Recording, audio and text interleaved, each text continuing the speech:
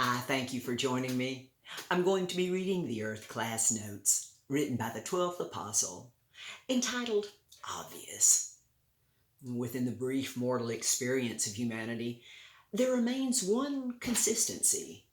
The obvious is too obvious to be obvious to the willfully ignorant who find security within mortal simplicity.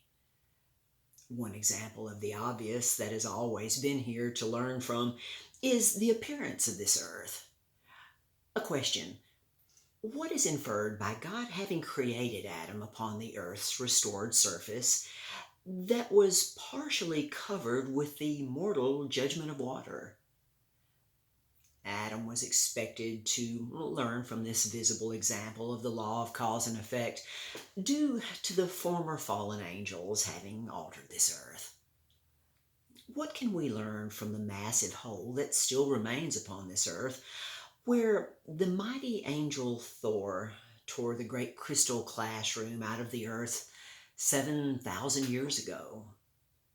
And ever since the great flood, this area has contained the greatest consistency of salt and water in existence anywhere in the universe. We can learn that this is proof of God's love for us, as the great salt sea is evidence of the removal of the classroom that God prepared for Adam and Eve, leaving a giant chasm, later being filled with salt water after the great flood. Continuing in this same subject, there is something a bit too obvious for the fearful to see concerning the Pillar of Enoch, the Great Pyramid of Giza, the only surviving seven wonders of the ancient world, that Enoch built as a tribute to the home of our great God, our God whom Enoch loved.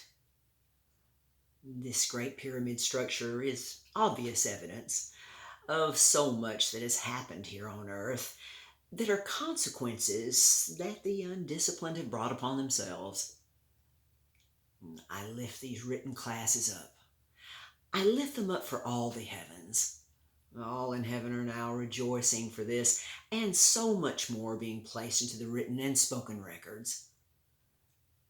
My conclusion, after reading these notes written by the 12th Apostle: may we open our eyes that we may see the obvious.